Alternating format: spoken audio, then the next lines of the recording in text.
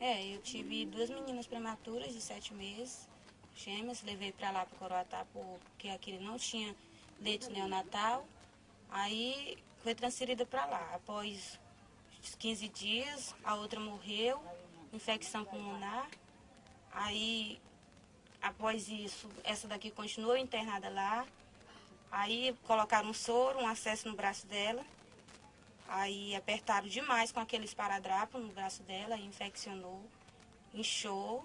Aí o médico disse que era para mim assinar um termo, que era para amputar o braço dela, que se não chegasse a amputar o braço dela, a infecção ia passar para o corpo e ela poderia falecer. Como é que a senhora viu no momento que a sua filha estava com o braço nessa situação? Quando eu cheguei lá, no dia que eu cheguei, que ela estava com o braço já inchado, eu perguntei para a enfermeira por que o braço dela estava inchado daquele jeito. Ela falou para mim que era só a posição da mão dela.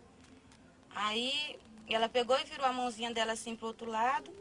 Aí disse para mim que ia melhorar. Passou uma meia hora depois, mais ou menos. Aí nada de melhorar. Quando foi no outro dia que eu voltei para visitar ela, o braço dela já estava totalmente preto e mais inchado ainda do que estava antes. Tu pediu para tirar, né? Aí eu pedi, não, aí quando eu cheguei elas já tinham tirado. Só que o braço que estava... Tirado o quê? Tinha tirado o acesso e tinha colocado no outro braço. Certo. Só que aí já estava preto demais, inchado.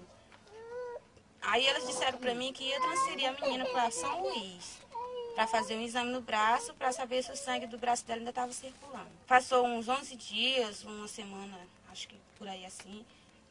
Aí nada dela ser transferida. Aí eu perguntei para a coordenadora das enfermeiras de lá, por que a menina ainda não tinha sido transferida.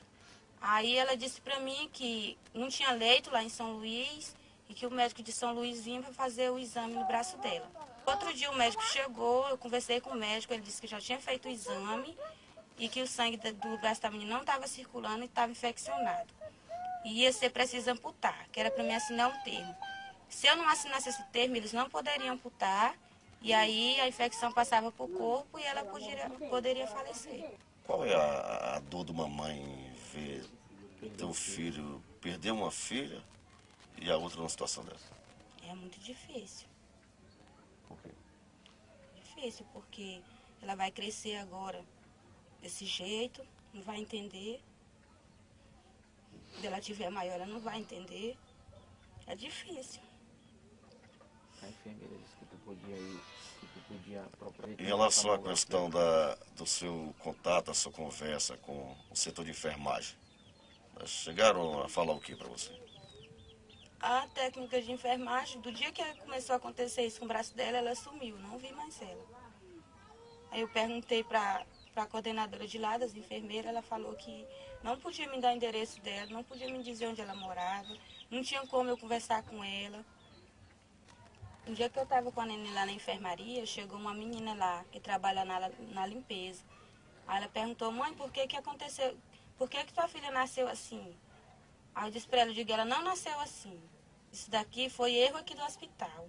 Aí ela disse para mim, disse, não, mas teve uma enfermeira daqui de dentro que disse que a tua filha já nasceu assim, que tu tá mentindo, que o braço dela não foi amputado aqui. Como eu disse lá para eles, que aquilo não devia ser assim, porque lá é um hospital para salvar vidas, para dar saúde para a criança, para uma pessoa doente que chegar lá, um adulto, qualquer pessoa. Não para adoecer, maltratar tanto os pacientes como os que estão lá, os cuidadores.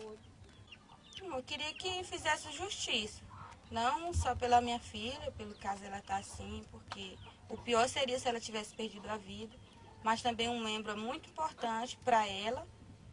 Eu queria que eles fizessem justiça, tanto pela minha filha como por outros pacientes que tem lá. Eu tenho certeza que estão sofrendo, porque esse sofrimento que eu estou passando, o que eu já passei, o que eu ainda estou passando e vou passar para minha filha o resto da vida, eu não desejo para ninguém.